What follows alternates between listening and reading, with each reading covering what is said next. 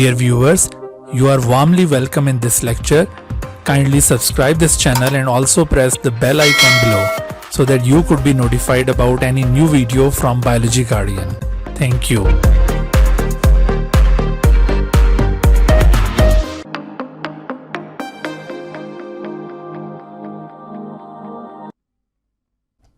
बिस्मिल्लाहिर्रहमानिर्रहीम।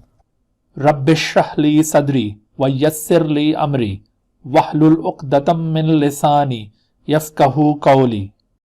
Hello, dear students, welcome to lecture number 9 of Biology Preparation for PMC National MDCAT 2021. And today, we are going to discuss some more topics of carbohydrates from unit number 2, that is biological molecules. So, let's begin today's lecture. Bismillahirrahmanirrahim. Assalamu alaikum dear students. Welcome in lecture number 9 of biology for the preparation of PMC National MDCAT 2021. Last lecture में आपको याद होगा हमने monosaccharides की general characteristics, उसके बाद फिर हमने मोनोसेक्राइड्स के केमिकल स्ट्रक्चर और आइसोमेरिज्म की बात शुरू की थी। आज उसी टॉपिक को फर्दर आगे कंटिन्यू करते हुए आज के लेक्चर में हमने जिन लर्निंग ऑब्जेक्टिव्स को अचीव करना है उनमें सबसे पहले हम बात करेंगे क्लासिफिकेशन ऑफ ओलिगोसेक्राइड्स की। क्लासिफिकेशन ऑफ ओलिगोसेक्राइड्स के साथ साथ मोनोसेक्राइड्स के जो आइसोमेरिज्म का टॉपिक कल हमने स्टार्ट किया था उसको भी कंप्लीट करेंगे। ठीक है, तो isomerism in monosaccharides, classification of oligosaccharides, इसके अलावा chemical structures of disaccharide. Oligosaccharide की एक टाइप होती है डाइसेक्राइड जिसको हमने कवर करना है और इसकी 3 टाइप्स हैं, सुक्रोज, माल्टोज एंड लैक्टोज। इन तीनों को हम कवर करेंगे। और इसके अलावा क्लासिफिकेशन ऑफ पॉलीसेक्राइड जिसमें पॉलीसेक्राइड के केमिकल स्ट्रक्चर्स और फिर जो मेजर टाइप्स हैं पॉलीसेक्राइड की, स्टार्च, ग्लाइकोजन एंड सेलुलोज। लेकिन फॉर कंपैरिजन हम यहाँ पर काइटिन को भी ऐड करेंगे। तो ये हमारे आज के लर्निंग ऑब्जेक्टिव्स होंगे। इन चीज़ों को हमने आज के लेक्चर में कवर करना है जी। तो सबसे पहले हम वही जो लास्ट लेक्चर में हम टॉपिक डिस्कस कर रहे थे आइसोमेरिज्म का, उसको फर्दर आगे कैरी करते हुए आपको मैं लास्ट टाइम आइसोमेरिज्म की एक टाइप बताई थी, अल्फा एंड बीटा आइसोमर्स। आप जानते हैं कि आइसोमर्स ऐसे मॉलिक्यूल्स को कहा जाता है जिनका स्ट्रक्चर डिफर करता है लेकिन मॉलिक्यूलर फार्मूला सेम होता है। तो ये जो 2 तरह के आइसोमर्स हैं, अल्फा एंड बीटा आइसोमर्स, इन आइसोमर्स को एनोमर्स भी कहा जाता है। They are also called anomers. असल में ये आइसोमर्स एनोमेरिक कार्बन के ऊपर H या OH की पोजीशन के ऊपर बेस करते हैं। आप देखिए ये जो कार्बन 1 है जिसने एक्चुअली ऑक्सीजन के साथ लिंक बनाया होता है, या इन अदर वर्ड्स ऑक्सीजन ने इस कार्बन 1 और कार्बन 5 के साथ लिंक बनाया हुआ है। कार्बन 5 जो कि सेकंड लास्ट कार्बन होता है, मैंने लास्ट टाइम भी आपको बताया था, सेकंड लास्ट कार्बन को पेनल्टीमेट कार्बन कहा जाता है। तो इस पेनल्टीमेट कार्बन के साथ इसने ऑक्सीजन ने लिंक बनाया हुआ और दूसरी तरफ जिस कार्बन के साथ इस ऑक्सीजन ने लिंक बनाया हुआ है इस रिंग के अंदर, that carbon is called anomeric carbon. तो ये एक्चुअली एक एनोमेरिक कार्बन है और इस एनोमेरिक कार्बन के ऊपर अगर OH की पोजीशन डाउनवर्ड हो तो ऐसे आइसोमर को अल्फा आइसोमर कहा जाता है। जैसे ये ग्लूकोज का रिंग स्ट्रक्चर है तो इसमें चूंकि एनोमेरिक कार्बन के ऊपर OH की पोजीशन डाउनवर्ड है, इस वजह से आप इसे अल्फा ग्लूकोज कह रहे हैं। लेकिन अगर इसी ग्लूकोज मॉलिक्यूल में इसी एनोमेरिक कार्बन के ऊपर OH अपवर्ड हो और H डाउनवर्ड हो तो ऐसी सूरत में इसे बीटा ग्लूकोज या बीटा आइसोमर्स कहेंगे। तो आपने याद रखना है कि alpha and beta isomers are 2 types of isomers which are collectively called anomers because they are distinguished on the basis of position of H and OH groups on anomeric carbon, therefore they are called anomers। तो ये anomers isomers की एक किस्म है। अच्छा, इसी तरह से आइसोमर्स की एक और किस्म आपको जो नज़र आएगी मोनोसेक्राइड में, स्पेशली ग्लूकोज के रेफरेंस में हम इस चीज़ को डिस्कस करेंगे, उसे कहते हैं stereo isomerism in monosaccharide. Stereo isomers क्या होते हैं? तो स्टीरियो आइसोमर्स असल में those isomers in which H and OH groups are arranged in different pattern to the asymmetric carbon atoms, उन आइसोमर्स को एक्चुअली स्टीरियो आइसोमर्स कहा जाएगा। यहाँ पर देखिए 2 बातें हमने अंडरस्टैंड करनी है। Asymmetric carbon atoms, asymmetric carbon atoms क्या होते हैं और इन एसिमेट्रिक कार्बन एटम्स के ऊपर H एंड OH ग्रुप्स की डिफरेंट अरेंजमेंट से क्या मतलब है, ठीक है। तो एसिमेट्रिक कार्बन एटम्स किसे कहा जाता है? Asymmetric carbon atom is that which makes bonds with 4 different atoms around it. मिसाल के तौर पर जैसे ये ग्लूकोज का ओपन चेन स्ट्रक्चर आपके सामने, तो ग्लूकोज का ये जो ओपन चेन स्ट्रक्चर है, इसमें अगर हम कार्बन 1 के ऊपर गौर करें, यहाँ पर कार्बन्स की नंबरिंग आपको नजर आ रही है 1 2 3 4 5 6। तो अगर हम कार्बन नंबर 1 पे गौर करें तो कार्बन नंबर 1 के एक साइड पर आपको हाइड्रोजन दिखाई दे रहा है, यूं समझ लें कि ये अपवर्ड है, हाइड्रोजन ऊपर की तरफ मौजूद है, या फिर इस हाइड्रोजन को आप राइट अज्यूम कर लें और इस ऑक्सीजन को अपवर्ड अज्यूम कर लें। तो एक एंड इस कार्बन का ऑक्यूपाइड है बाय द हाइड्रोजन, दूसरा एंड इस कार्बन का ऑक्यूपाइड है बाय द ऑक्सीजन। अगर सपोज कर लो कि ये राइट साइड पर है और ये लेफ्ट साइड पर है, या ये राइट साइड पर है और ये अपवर्ड है, जो भी अज्यूम कर लें कोई फर्क नहीं पड़ता। बहरहाल दो साइड इस कार्बन की ऑक्यूपाइड है बाय डिफरेंट ग्रुप्स या एटम्स, जैसे H और दूसरी तरफ ऑक्सीजन। अच्छा, जबकि तीसरी साइड इस कार्बन 1 की ऑक्यूपाइड है by this whole group of atoms. यहां पर कोई एक एटम नहीं बल्कि ये तमाम एटम्स का एक ग्रुप कंसिडर किया जाएगा, ये इस कार्बन 1 की तीसरी साइड पर मौजूद है। और जबकि कार्बन 1 की चौथी साइड यहां पर एम्प्टी है, वहां कुछ भी अटैच नहीं हुआ। तो अगर इस कार्बन 1 के चारों साइड पर डिफरेंट ग्रुप्स अटैच होते तो तब आप इस कार्बन 1 को एसिमेट्रिक कार्बन कहते। अभी फिलहाल हम इस कार्बन 1 को एसिमेट्रिक कार्बन नहीं कह सकते, ठीक है। अच्छा, अब जरा एक और एग्जांपल लेते हैं, उससे आपको अंदाजा हो जाएगा। सपोज करें कार्बन 2 को, ठीक है, कार्बन 2 के एक एंड पर यानी एक साइड पर, राइट साइड पर OH ग्रुप मौजूद है, इसकी लेफ्ट साइड पर आपको हाइड्रोजन ऑक्यूपाइड नजर आ रहा है। अपवर्ड अगर आप देखें तो ये एल्डिहाइड ग्रुप आपको नजर आ रहा है इस कार्बन 2 के ऊपर की तरफ, और कार्बन 2 के नीचे की तरफ आपको ये सारे एटम्स एक ग्रुप की फॉर्म में दिखाई दे रहे हैं। यानी अगर आप कार्बन 2 को इस पॉइंट ऑफ व्यू से देखें कि कार्बन 2 के चारों तरफ क्या डिफरेंट ग्रुप्स अरेंज्ड हैं, यस, कार्बन 2 एक ऐसा कार्बन है जिसके चारों तरफ डिफरेंट ग्रुप्स अरेंज्ड हैं। तो एक ऐसा कार्बन जिसके चारों तरफ डिफरेंट ग्रुप्स अरेंज्ड हों, ऐसे कार्बन को एसिमेट्रिक कार्बन एटम कहा जाता है। So this carbon 2 is actually the asymmetric carbon atom. और एसिमेट्रिक कार्बन एटम के ऊपर H या OH की अरेंजमेंट के डिफरेंस से जो आइसोमर्स फॉर्म होते हैं, दरअसल उन आइसोमर्स को स्टीरियो आइसोमर्स कहा जाता है। यानी जैसे ये कार्बन 2 इस वक्त एक सिमेट्रिक कार्बन है, तो इस एसिमेट्रिक कार्बन के ऊपर इस वक्त आपको OH राइट साइड पर नजर आ रहा है और H लेफ्ट साइड पर नजर आ रहा है। अगर आप ये OH को लेफ्ट कर दें और H को राइट कर दें तो ऐसी सूरत में जाहिर है कि कोई आइसोमर अराइज हो जाएगा और वो एक स्टीरियो आइसोमर होगा। तो ये सिर्फ कार्बन 2 ही यहाँ पर एसिमेट्रिक कार्बन नहीं है, बल्कि आप अभी ग्लूकोज में मजीद एसिमेट्रिक कार्बन एटम्स अगर गौर करें तो आपको और भी मिलेंगे। और कौन कौन से एसिमेट्रिक कार्बन्स हैं? मिसाल के तौर पर कार्बन 3 को अज्यूम करें तो कार्बन 3 के ऊपर की तरफ ये सारा ग्रुप होगा, राइट साइड पर हाइड्रोजन, लेफ्ट साइड पर हाइड्रोक्साइल ग्रुप, और ये डाउनवर्ड इस तरह से ये सारा ग्रुप। तो इट मीन्स कि carbon 3 also possesses 4 different groups around it, therefore carbon 3 is also an asymmetric carbon atom. Similarly carbon 4 पर अगर आप गौर करें so this is also asymmetric carbon. carbon 5 is also asymmetric carbon. ये जिन carbons के साथ ये steric आपको नजर आ रहा है, actually these are asymmetric carbon atoms. लेकिन जो 6th कार्बन है वो asymmetric नहीं है लाइक द कार्बन नंबर 1। वो क्यों? क्योंकि आपको कार्बन 6 के दो साइड पर सेम ग्रुप्स ऑक्यूपाइड नजर आ रहे हैं। अगर किसी कार्बन के दो साइड एक जैसी होंगी, एक जैसे ग्रुप्स कंटेन करते होंगी, तो आप उस कार्बन को फिर एसिमेट्रिक नहीं कह सकते। एसिमेट्रिक कार्बन एटम के लिए ये कंडीशन है, ये शर्त है कि उसके चारों तरफ डिफरेंट ग्रुप्स अरेंज्ड हों, तो ऐसे कार्बन को फिर एसिमेट्रिक कार्बन कहेंगे। और एसिमेट्रिक कार्बन एटम्स पर H या OH की पोजीशन के डिफरेंस की वजह से जो आइसोमर्स अराइज होते हैं, उन आइसोमर्स को स्टीरियो आइसोमर्स कहा जाता है। तो आपने नोट किया कि ग्लूकोज मॉलिक्यूल में कितने एसिमेट्रिक कार्बन एटम्स मौजूद हैं, तो 1 और 6 के अलावा बाकी 4 एसिमेट्रिक कार्बन एटम्स हैं।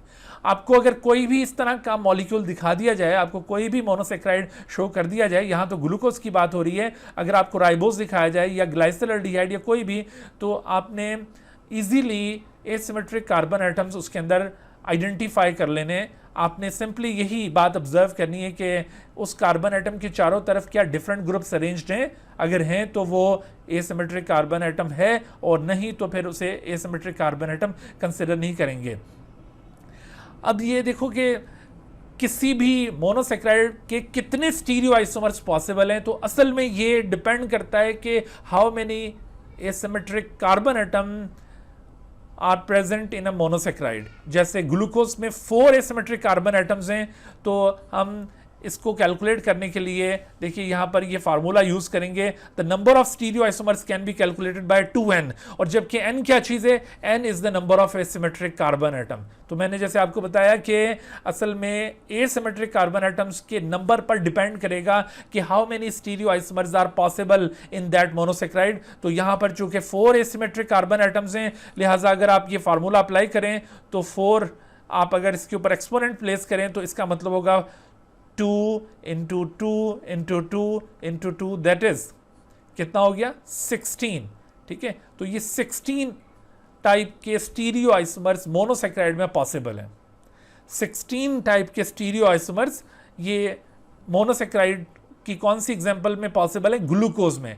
Glucose exist in 16 stereo isomers, और ये 16 स्टीरियो आइसोमर्स किस तरह से डिफर कर रहे होंगे, ये एसिमेट्रिक कार्बन एटम्स के ऊपर H और OH की पोजीशन से डिफर करे होंगे। जैसे इस वक्त आप देखिए ये जो मॉलिक्यूल आपके सामने, this is actually glucose molecule, this is actually glucose, और इस ग्लूकोज की स्पेसिफिकेशन आप देखिए कि glucose is basically an aldohexose molecule. ठीक है, ग्लूकोज एक एल्डोहेक्सोस मॉलिक्यूल है, और ये एक ऐसा एल्डोहेक्सोस मॉलिक्यूल है जिसमें कार्बन 3 के ऊपर OH ग्रुप लेफ्ट साइड पर मौजूद है। Only the carbon 3 OH group is on left, बाकी सारे OH ग्रुप राइट साइड पर मौजूद हैं। ठीक है, अगर हम इस कार्बन 3 के OH को भी लेफ्ट से उठाकर राइट प्लेस कर दें और हाइड्रोजन को लेफ्ट कर दें, तो ऐसी सूरत में क्या ये ग्लूकोज रहेगा? नो, ये फिर ग्लूकोज नहीं रहेगा, बल्कि ये ग्लूकोज का कोई आइसोमर बन जाएगा।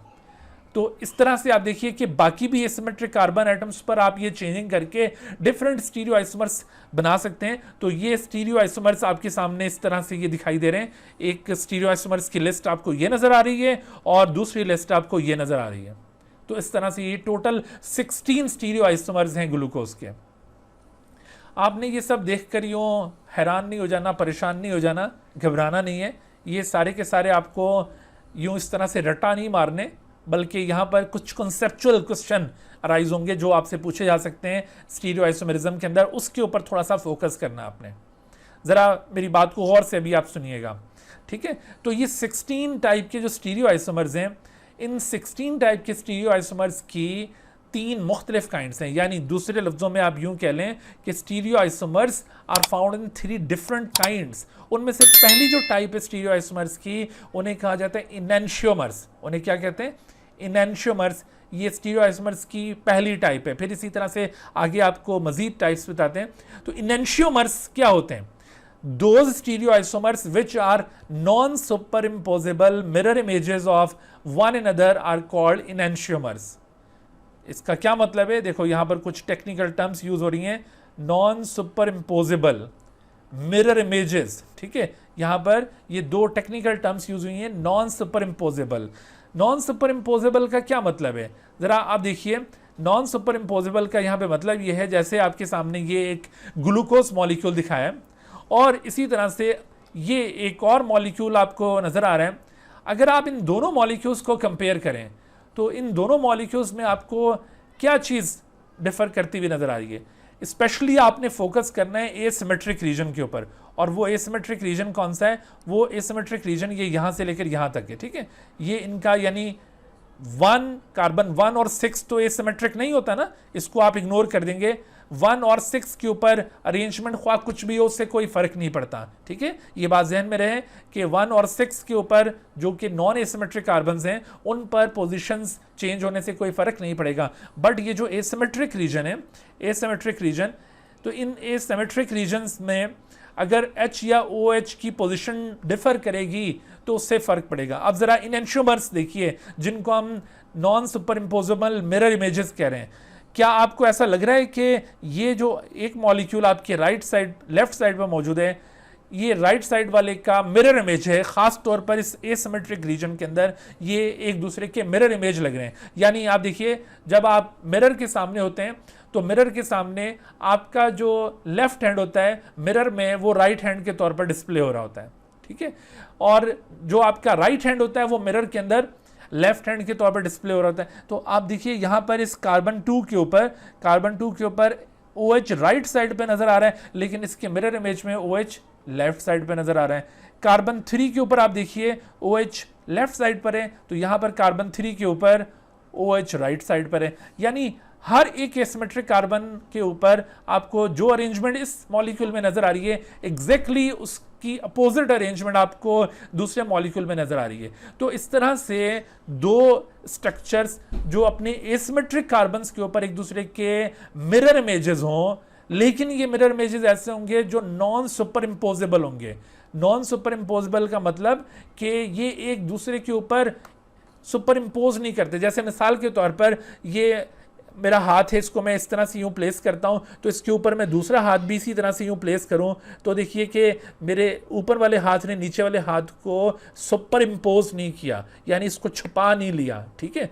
तो ये नॉन सुपर इम्पोजेबल होगा, ठीक है। बिल्कुल इसी तरह से यहां पर भी ये नॉन सुपर इम्पोजेबल हैं, यानी अगर हम इस स्ट्रक्चर को उठा के इसके ऊपर प्लेस करेंगे तो ये स्ट्रक्चर दूसरे स्ट्रक्चर को यूं ढांप नहीं लेगा, ये उसको सुपर इम्पोज नहीं करेगा। तो such non super imposable mirror images of each other are called enantiomers.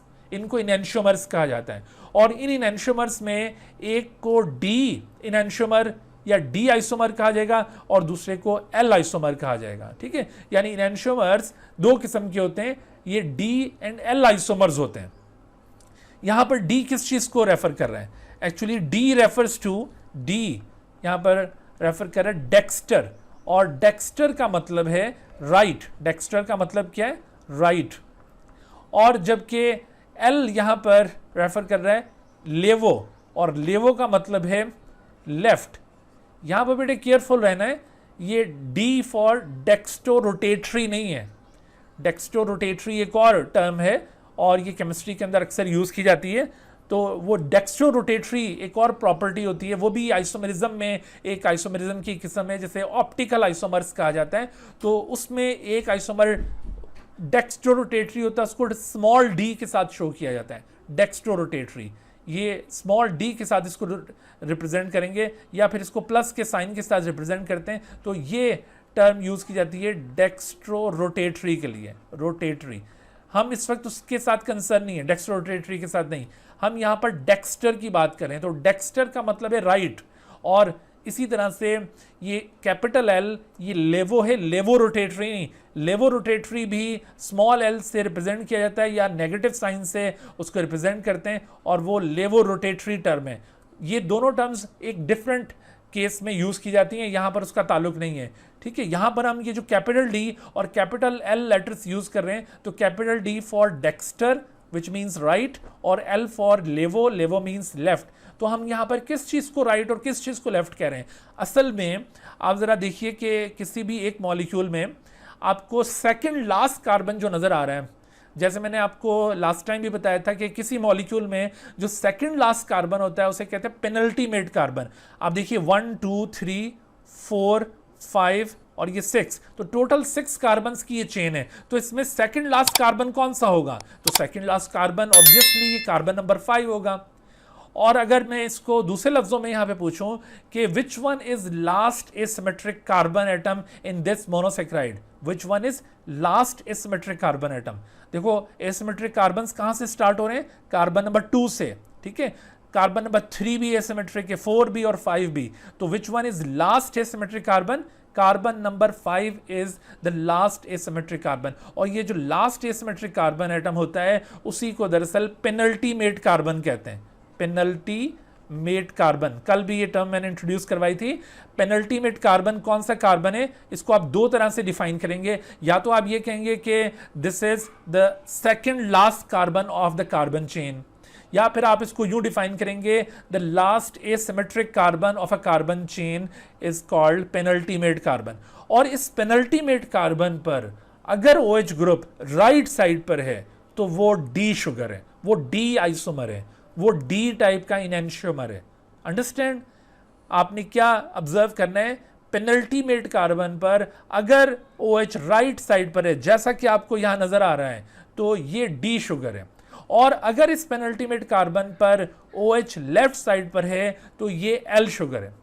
देखो यहां पर आपको ना कोई भी यूं स्ट्रक्चर दिखाया जा सकता है और सिंपली उसके बारे में ये सवाल पूछा जा सकता है कि विच of the following is D sugar. आपने जस्ट उसके पेनल्टीमेट कार्बन को आइडेंटिफाई करना है, आपने उसके ऊपर देखना है कि OH राइट है या लेफ्ट है, तो राइट होगा तो वो D है, लेफ्ट है तो वो L शुगर होगी। इस तरह से आपने उसको आइडेंटिफाई कर लेना है। आपको ये पूरे स्ट्रक्चर्स रटा मारने की जरूरत नहीं है, ठीक है। ये आप जरा दोबारा यहाँ पे देखिए, ये आपके सामने D ग्लूकोज है और ये इसका L ग्लूकोज है। अब मैं आपको दोबारा पिछली डायग्राम पे लेके जाता हूँ जहाँ पर आपने ये इस तरह से बहुत ही खौफनाक किस्म के ये स्ट्रक्चर्स देखे, ग्लूकोज के इतने सारे 16 स्टीरियो आइसोमर्स। तो आप ज़रा गौर करें, आप ये इन नामों के ऊपर ना जाएं, अभी आप ज़रा ऊपर वाली लिस्ट में देखिए। ऊपर वाली लिस्ट में जितने भी आपको यहाँ पे नज़र आ रहे हैं ये आइसोमर्स, इन सब में जो सेकेंड लास्ट कार्बन है या जो लास्ट एसिमेट्रिक कार्बन है, यानी जिसको हम पेनल्टीमेट कार्बन कहते हैं, ये मैं यहाँ पे स्टेरिक लगा के आपको शो कर रहा हूँ, तो दिस इज पेनल्टीमेट कार्बन। आप जस्ट इस पेनल्टीमेट कार्बन के ऊपर फोकस कीजिए, आपको OH की पोजीशन इन तमाम के अंदर, ये जो ऊपर वाली लिस्ट है इन तमाम में राइट साइड पर नजर आ रही है। इसका मतलब है कि सारे D शुगर्स हैं। और नीचे वाली लिस्ट के अंदर इसी पेनल्टीमेट कार्बन के ऊपर आप फोकस करें, आपको OH की पोजीशन लेफ्ट नजर आ रही है, तो ये L शुगर्स हैं, ये सारी दीज आर L शुगर। लिहाजा यहां पर देखो सवाल आपसे क्या पूछा जाएगा कि विच of the following is D sugar. तो यूं इस तरह से तीन इस तरह के कोई स्ट्रक्चर दिए हुए, कोई इनमें से एक दिया हुआ है तो आप D शुगर को पहचान लेंगे। कोई L शुगर पूछी जाए तो आप L शुगर को पहचान सकते हैं। तो आपको ये स्ट्रक्चर सारे रटने नहीं है, जस्ट इस पॉइंट को अंडरस्टैंड कीजिए कि इनएंशियोमर्स क्या होते हैं। इनएंशियोमर्स की ये जो दो टाइप्स हैं D और L, इनमें क्या फ़र्क है। फिर देखो यहाँ पर एक और जो क्वेश्चन आपसे पूछा जाएगा, मिसाल के तौर पर जैसे अभी हमने D ग्लूकोज और L ग्लूकोज को देखा ना, ये था D ग्लूकोज, तो D ग्लूकोज ये अपने L ग्लूकोज का इनएंशियोमर है। इनएंशियोमर यानी ये एक दूसरे के मिरर इमेज हैं और non super imposable mirror image हैं। सही, आप इनको देख लीजिए, कंपेयर कर लें। यहाँ पर ये कार्बन 2, इसके ऊपर OH राइट, इधर कार्बन 2 पर OH लेफ्ट, कार्बन 3 पर यहाँ OH लेफ्ट, यहाँ पर कार्बन 3 के ऊपर OH राइट। तो ये दोनों एक दूसरे के मिरर इमेजेस हैं। बिल्कुल इसी तरह से ये आपको जो अल्ट्रोज दिखाया हुआ है, D अल्ट्रोज और L अल्ट्रोज, ये दोनों एक दूसरे के मिरर इमेजेस हैं। ये दोनों आपस में मिरर इमेजेस हैं। लिहाजा यहाँ पर दूसरा सवाल ये बनता है, जैसे आपको यूं कोई एक स्ट्रक्चर दिखाया जाए और फिर नीचे ऑप्शंस में 4 स्ट्रक्चर्स दिए जाएं और पूछा जाए कि विच of the following is mirror image of the given structure, तो आपने जस्ट मिरर इमेज को आइडेंटिफाई करना है। तो इसके लिए भी रट्टे मारने की कोई जरूरत नहीं है, जस्ट ट्राई टू अंडरस्टैंड। समझ आई बात? तो इस तरह से ये ऐसे क्वेश्चंस आप इजीली सॉल्व कर सकते हैं। बाकी आपसे ये नहीं पूछा जाएगा, ये स्ट्रक्चर दिखाया जाए और पूछा जाए कि ये कौन सा है, मैनोज है, ग्लूकोज है या आइडोज है या ग्लैक्टोज है, ऐसे नहीं पूछा जाएगा। ठीक है, ऐसे सिर्फ आपसे ग्लूकोज के मुतालिक पूछा जा सकता है, बाकी और किसी मॉलिक्यूल के मुतालिक नहीं पूछा जाएगा। तो आपने ये इस तरह के जो मैंने क्वेश्चंस आपको पॉइंट आउट किए हैं, इनको यहाँ से टैकल करना है। अच्छा, तो अब हम आगे बढ़ते हैं। एक टाइप हमने ये इनएंशियोमर्स की फॉर्म में देख ली और उसके बाद अब हम आगे चलते हैं। तो स्टीरियो आइसोमर्स की एक जो दूसरी टाइप है उसे कहते हैं डायस्टीरियो आइसोमर्स। डायस्टीरियो आइसोमर्स ये क्या होते हैं? दो stereo isomers which have different arrangement of H and OH groups at more than one asymmetric carbon atom। देखो इनएंशियोमर में तो वो जो सिर्फ पेनल्टीमेट कार्बन था, वहां पर HOH की पोजीशन डिफर कर रही थी ना, और वो एक दूसरे के मिरर इमेजेस होते थे। लेकिन जो डायस्टीरियो आइसोमर्स हैं उनमें H या OH की पोजीशन डिफर करेगी एट मोर देन वन, ठीक है, at more than one asymmetric carbon atom. एक से ज्यादा एसिमेट्रिक कार्बन एटम्स के ऊपर अगर H और OH की पोजीशन डिफर कर रही है, so that will be the diastereo isomer. मिसाल के तौर पर आप दोबारा देखिए, ये लिस्ट आपके सामने है, तो इसमें देखिए कौन से दो स्ट्रक्चर्स हैं जिनमें आपको एक से ज्यादा पॉइंट पर H और OH की पोजीशन डिफर करती हुई नजर आ रही है। मिसाल के तौर पर ये देखिए, ये जो हाईलाइट किया आपके सामने डी एलोज और ये डी मैनोज, तो इसमें आपको जैसे ये कार्बन 1 2 3 4 5 6, तो आप देखिए 2 और 3 के ऊपर यहां पर लेफ्ट है OH और यहां पर 2 और 3 के ऊपर आपको राइट नजर आ रही है पोजीशन। तो इस तरह से आप देखिए एक से ज्यादा कार्बन के ऊपर H और OH की पोजीशन डिफर कर रही है, so therefore these two are diastereo isomers. इसी तरह से आप मजीद भी डायस्टीरियो आइसोमर्स यहां से आइडेंटिफाई कर सकते हैं। देखो, आपने नाम याद करने के चक्कर में नहीं पढ़ना, आपने जस्ट कॉन्सेप्ट अंडरस्टैंड करना है। डायस्टीरियो आइसोमर्स क्या होते हैं? Those isomers in which H and OH positions are different on at more than one carbon atom, at more than one asymmetric carbon atom, they are called diastereoisomers। जैसे ये दोनों, इसी तरह से ये दोनों भी डायस्टीरियोआइसोमर्स हैं।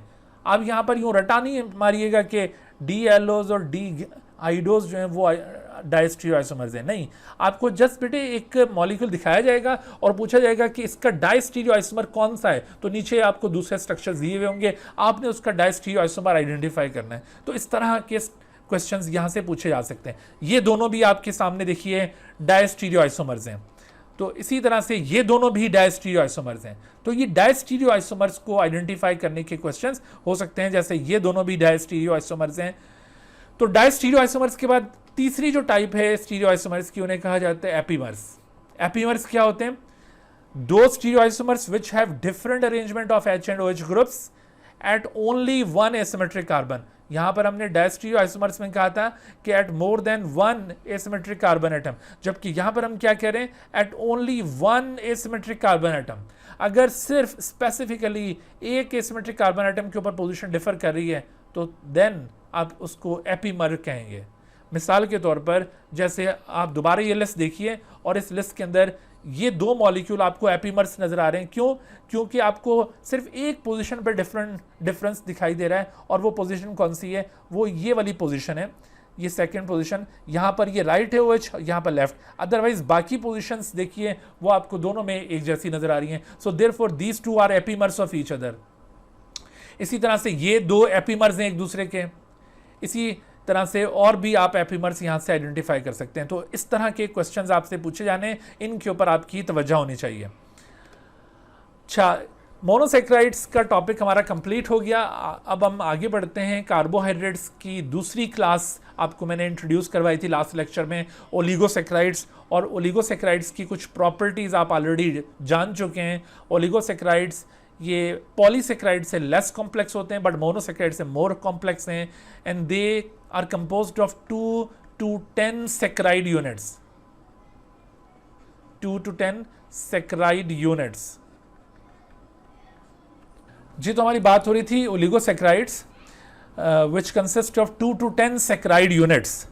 ओलिगोसेक्राइड्स ये वाटर के अंदर कंपैरेटिवली लेस सॉल्युबल थे देन मोनोसेक्राइड, ठीक है। और ओलिगोसेक्राइड्स को फर्दर क्लासिफाई किया जाता है डिफरेंट ग्रुप्स में। जो मोस्ट कॉमन टाइप्स हैं ओलिगोसेक्राइड्स की वो डाइसेक्राइड्स हैं, डाइसेक्राइड। तो हम यहाँ पर उन डाइसेक्राइड्स के मुतालिक फर्दर डिस्कस कर रहे हैं। Disaccharides are those oligosaccharides which are made up of 2 saccharide units, जैसा कि आपके सामने इस वक्त सुक्रोज की शक्ल में ये नजर आ रहा है।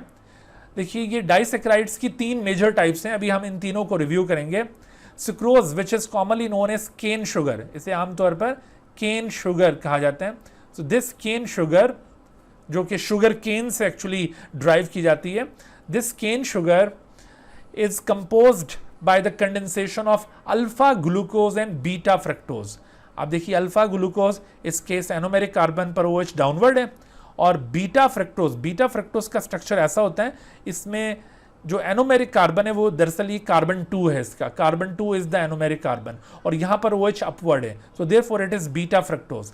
So when alpha glucose is condensed with beta fructose, तो आपको ये हाईलाइट करके ये एटम्स दिखाएं, ये OH ग्रुप और यहाँ से H, ये दोनों लिबरेट हो जाएंगे and they will form water.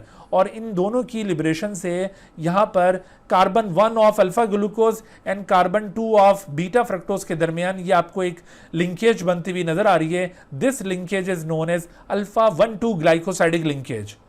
Between two monosaccharide जो लिंकेज बनेगी उसे ग्लाइकोसाइडिक लिंकेज या ग्लाइकोसाइडिक बॉन्ड कहा जाता है। तो यहाँ पर आप देखिए कि अल्फा ग्लूकोज और बीटा फ्रक्टोज के दरमियान जो लिंकेज बन रही है वो अल्फा 1,2 ग्लाइकोसाइडिक लिंकेज है। Why this linkage is called alpha 1,2? असल में आप किसी भी ग्लाइकोसाइडिक लिंकेज को अल्फा या बीटा इस बुनियाद पे कहते हो कि अगर उस कंडेंसेशन प्रोसेस में, जिस कंडेंसेशन के रिजल्ट में ये लिंकेज फॉर्म हुई है, अगर उस कंडेंसेशन प्रोसेस में पहला यूनिट अल्फा टाइप का यूनिट है, then the linkage will be called as alpha linkage. और अगर पहला यूनिट यहाँ पर बीटा टाइप का यूनिट होता तो फिर इस लिंकेज को बीटा लिंकेज कहते हैं। ठीक है, यानी आप यहाँ पर सोच रहे होंगे कि अगर हम फ्रक्टोज को इधर रख दें और ये ग्लूकोज को इधर रख दें तो क्या ये बीटा लिंकेज बनेगी? नो, ऐसा रिएक्शन होगा ही नहीं। ग्लूकोज जब भी फ्रक्टोज से रिएक्ट करेगा तो ग्लूकोज का कार्बन 1 फ्रक्टोज के कार्बन 2 से रिएक्ट करेगा, तो इस वजह से ये रिएक्शन इसी तरह से शो किया जाएगा। लिहाजा जो फर्स्ट मॉलिक्यूल है वो ग्लूकोज को माना जाएगा और ये ग्लूकोज चूंकि अल्फा टाइप का ग्लूकोज है, therefore the linkage is designated as alpha linkage. And why it is called as 1,2 linkage? 1,2 किस बात को इंडिकेट कर रहे हैं? It indicates the position of the linkage, because the linkage is found between carbon 1 of one unit and the carbon 2 of the other unit। यानी ये glucose का carbon 1 और फ्रक्टोज का कार्बन 2, इनके दरमियान ये लिंकेज है, इस वजह से ग्लाइकोसाइडिक लिंकेज है। तो इस तरह से आप देखिए ये सुक्रोज मॉलिक्यूल इस लिंकेज के बनने के बाद ये सुक्रोज मॉलिक्यूल हासिल हो जाएगा।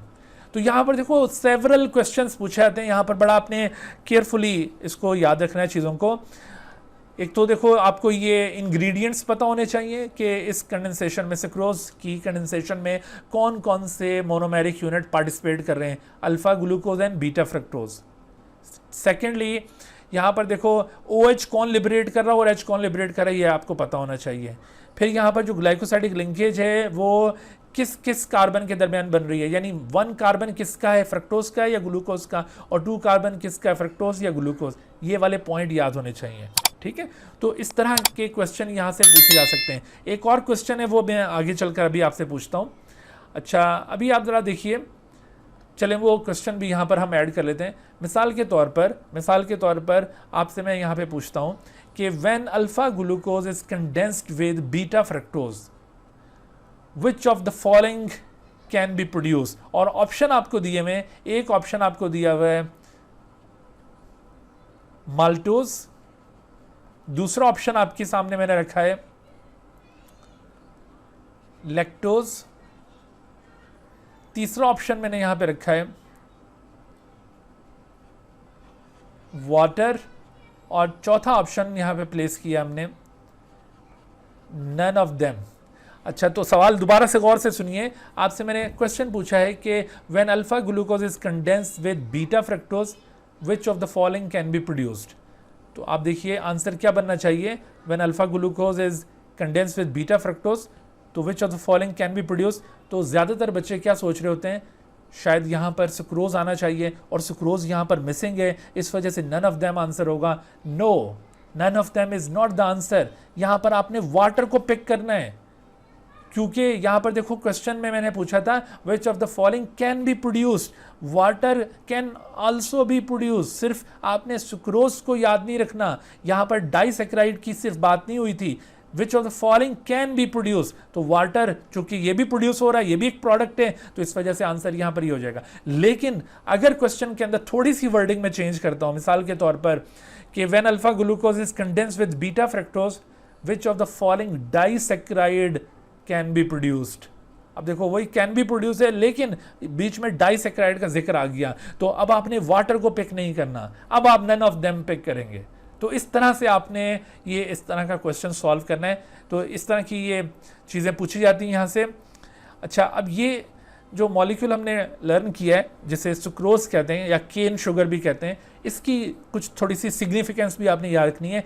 ये हमारे बॉडीज़ में बड़ा इंपॉर्टेंट रोल प्ले करता है। हमारी बॉडी से मतलब है लिविंग बींग्स का मैं जिक्र कर रहा हूँ, सिर्फ ह्यूमन बींग नहीं, खास तौर पर प्लांट्स के अंदर इसका बड़ा इंपॉर्टेंट रोल है। प्लांट के अंदर इस मॉलिक्यूल का स्टेटस क्या है? In plants this molecule is suppose to be transport carbohydrate. This is transport carbohydrate. ये प्लांट्स में ट्रांसपोर्ट कार्बोहाइड्रेट है। Why it is transport carbohydrate या ट्रांसपोर्ट कार्बोहाइड्रेट का मतलब क्या होता है? तो ट्रांसपोर्ट कार्बोहाइड्रेट का मतलब है ये वो कार्बोहाइड्रेट है जिस फॉर्म में फूड ट्रांसपोर्ट होता है प्लांट बॉडी के अंदर।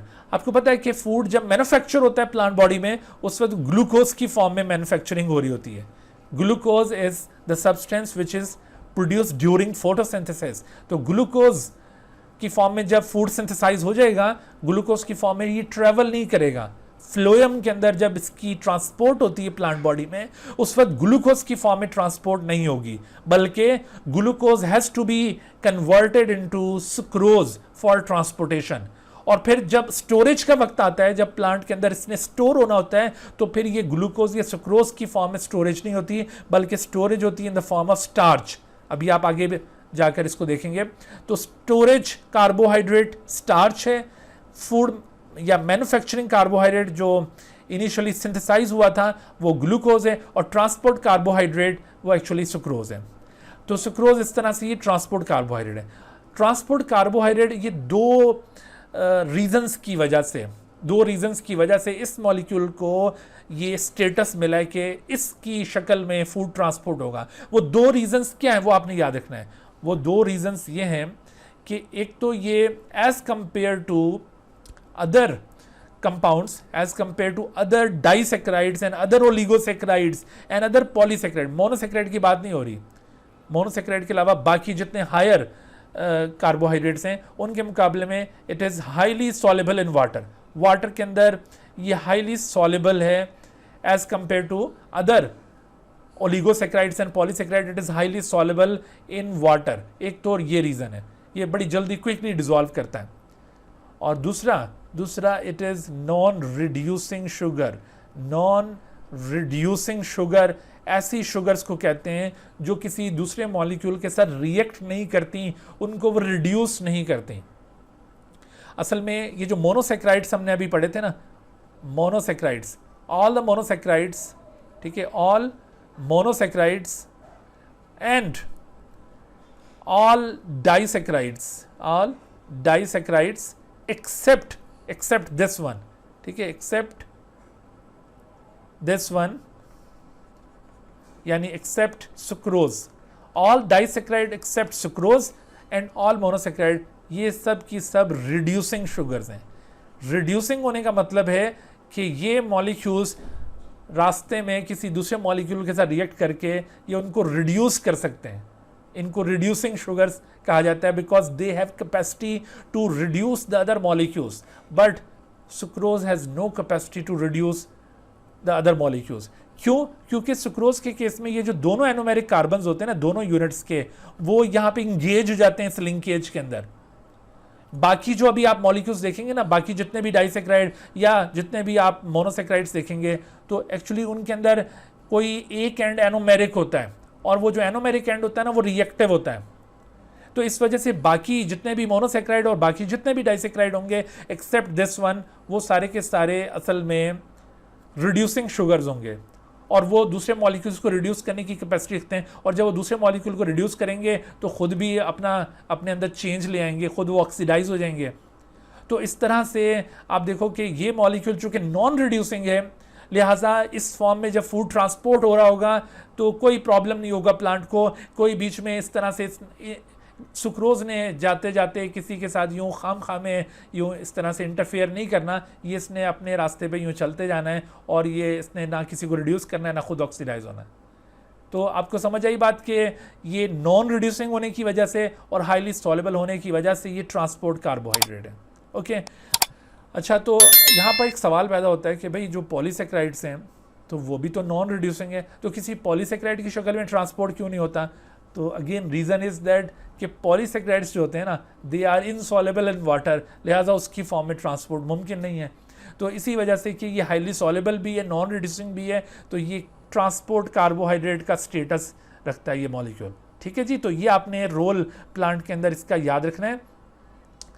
अच्छा, तो ये हमने सुक्रोज के मुतालिक डिटेल के साथ देख लिया। सुक्रोज आप जानते हैं ये टेबल शुगर भी कहलाती है। हम जो आमतौर पर घर में शुगर यूज़ करते हैं मुख्तलिफ स्वीट्स बनाने के लिए, वो दरअसल यही सुक्रोज मॉलिक्यूल है। अच्छा, उसके बाद दूसरा जो मॉलिक्यूल हमने डाइसैकराइड का कवर करना है वो है माल्टोज। माल्टोज को कॉमनली माल्ट शुगर कहा जाता है। माल्ट शुगर, माल्ट शुगर कहने का ये हरगिज़ मतलब नहीं है कि ये शुगर माल्टे के अंदर मौजूद होती है। ठीक है, माल्टे से इसका कोई लेना देना नहीं है। Then why it is called malt sugar? Actually, this molecule is called malt sugar because it is produced during malting process.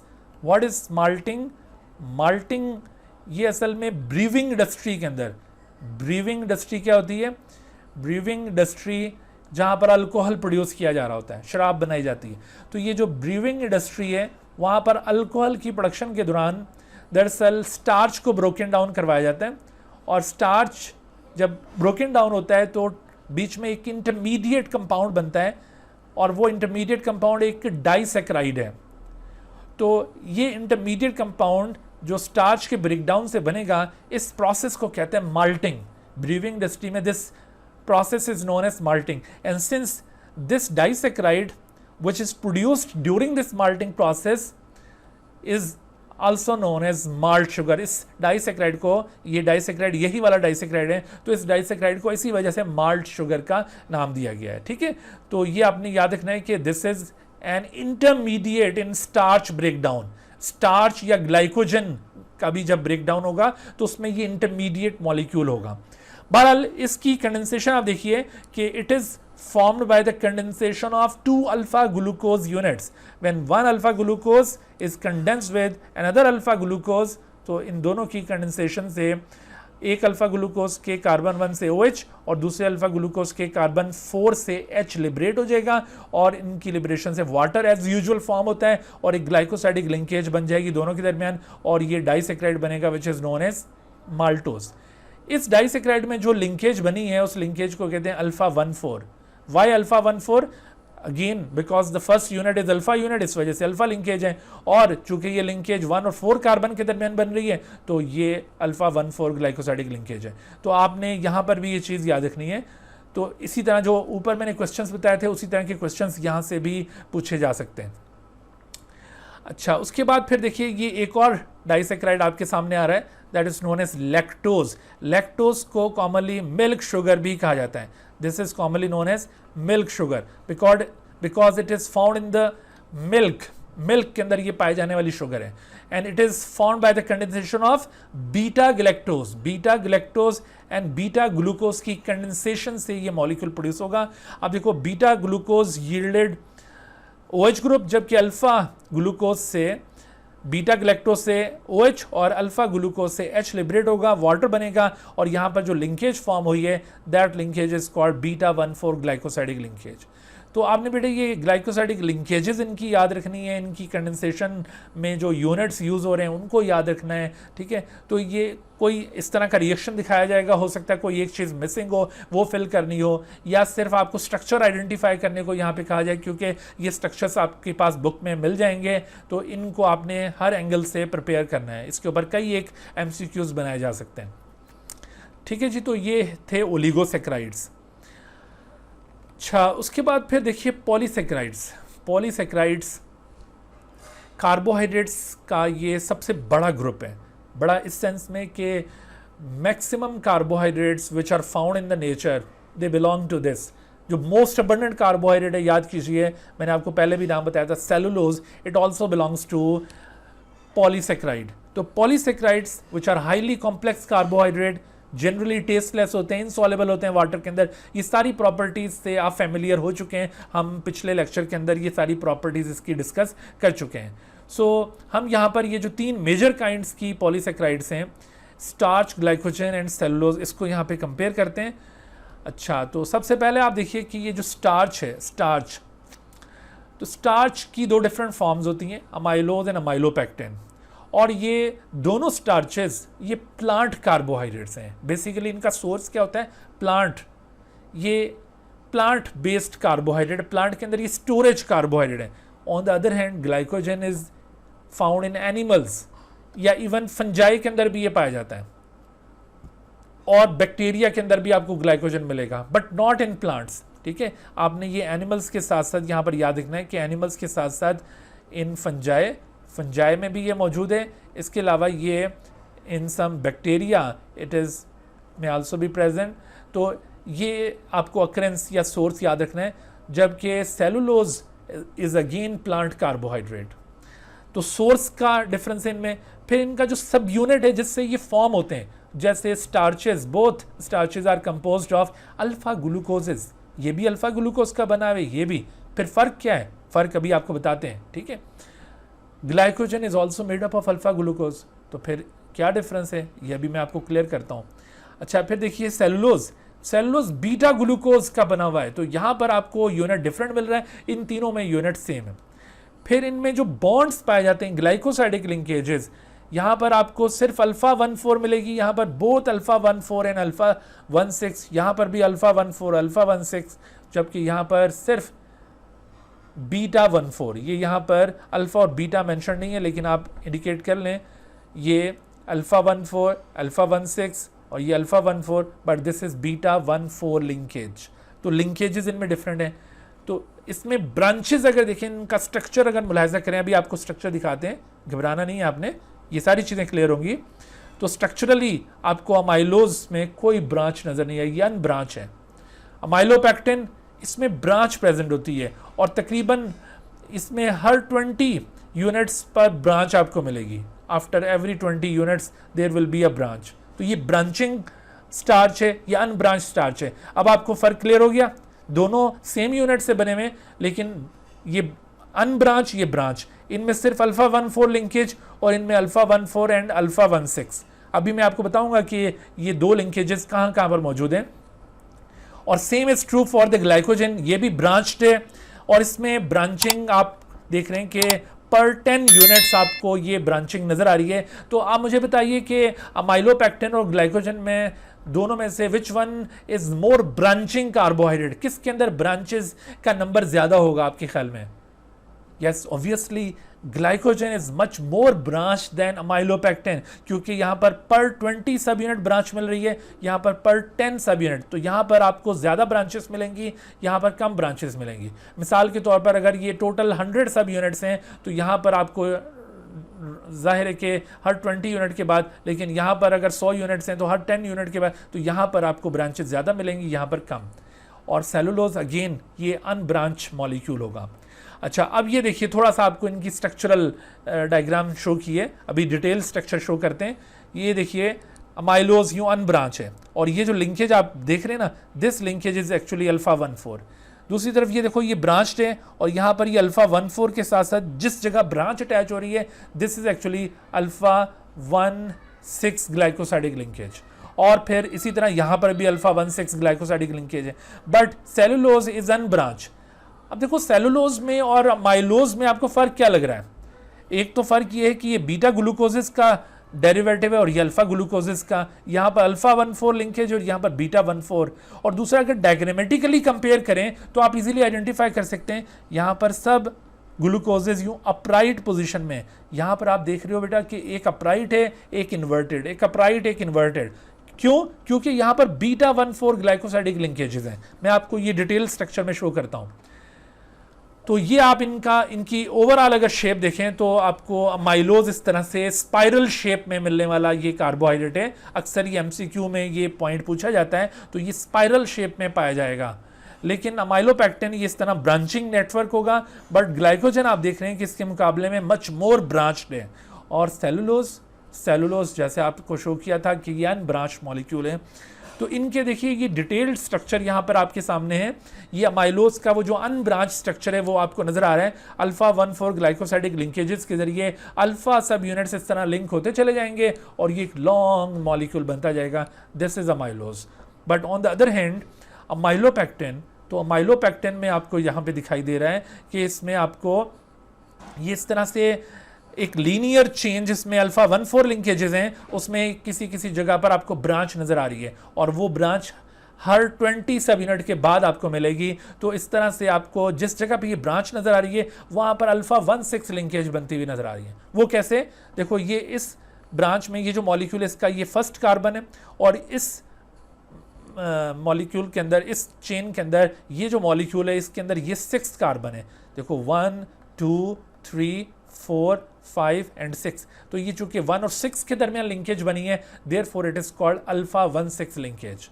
तो आपने अमाइलोज और अमाइलोपेक्टिन में जो डिफरेंशिएटिंग कैरेक्टर्स हैं वो माइंड में रखने हैं, इसके ऊपर क्वेश्चंस बनेंगे। एक पॉइंट और भी याद रखिए कि amylose is soluble in hot water. ये कार्बोहाइड्रेट्स में जो पॉलीसेक्राइड्स है ना, उसमें वाहिद पॉलीसेक्राइड है which is soluble in hot water. Otherwise बाकी जितने भी कार्बोहाइड्रेट्स, बाकी जितने भी पॉलीसेक्राइड्स हैं वो ना हॉट वाटर में सॉल्युबल है ना कोल्ड वाटर के अंदर सॉल्युबल है, they are insoluble, but this is soluble in hot water. जबकि अमाइलोपेक्टिन तो ये टोटली इनसॉल्युबल है। ठीक है, तो इस तरह से आपने ये स्टार्चेस को अंडरस्टैंड किया। तो मैंने स्टार्चेस के मुतालिक क्या बताया था कि ये प्लांट में पाए जाने वाले स्टोरेज कार्बोहाइड्रेट्स हैं। स्टोरेज यानी प्लांट में जब फूड स्टोर होना होता है तो उस वक्त किस फॉर्म में फूड स्टोर होगा? अगर कार्बोहाइड्रेट की फॉर्म में स्टोर हो रहा है तो वो कार्बोहाइड्रेट एक्चुअली पॉलीसेक्राइड की एक किस्म है जिसे स्टार्च कहते हैं। तो ये दरअसल स्टोरेज कार्बोहाइड्रेट है। अच्छा, ऑन द अदर हैंड ये जो ग्लाइकोजन है, ग्लाइकोजन मॉलिक्यूल भी बिल्कुल अमाइलोपेक्टिन जैसा ही स्ट्रक्चर रखता है, जैसा ये दिखाया वैसा ही है। लेकिन सिर्फ फ़र्क क्या मैंने आपको बताया था कि ग्लाइकोजन अमाइलोपेक्टिन के मुकाबले में मच मोर ब्रांच्ड है। अगर आप इन दोनों को कंपेयर करें तो आप देखेंगे कि ग्लाइकोजन ये मच मोर ब्रांच है। यहाँ पर हर 10 सब यूनिट के बाद आपको लिंकेज नज़र आएगी अल्फा 1,6 टाइप की और एक ब्रांच वहाँ पर मिलेगी आपको। तो इस तरह से it is much more branch. और दूसरी बात ग्लाइकोजन एक एनिमल कार्बोहाइड्रेट है, ये प्लांट कार्बोहाइड्रेट है। और एनिमल के अंदर ग्लाइकोजन का रोल वही है जो कि स्टार्च का प्लांट के अंदर है। ग्लाइकोजन का रोल क्या है? Glycogen is actually storage carbohydrate in animals. ये स्टोरेज कार्बोहाइड्रेट है। ये कहाँ पर स्टोर होता है आप जानते हैं? Glycogen is actually stored in our muscles. और इसके अलावा ये स्टोर होता है इन लिवर। तो लिवर और मसल्स के अंदर आपको ग्लाइकोजन का स्टोरेज मिलेगा। तो चूंकि ग्लाइकोजन एक स्टोरेज कार्बोहाइड्रेट है और ये एनिमल्स के अंदर स्टोर हो रहा होता है, एनिमल्स के अंदर ये स्टोरेज कार्बोहाइड्रेट के तौर पर एक्ट कर रहा होता है, इसी बुनियाद पर ग्लाइकोजन को समटाइम एनिमल स्टार्च भी कहा जाता है। इसे समटाइम एनिमल स्टार्च भी कहते हैं।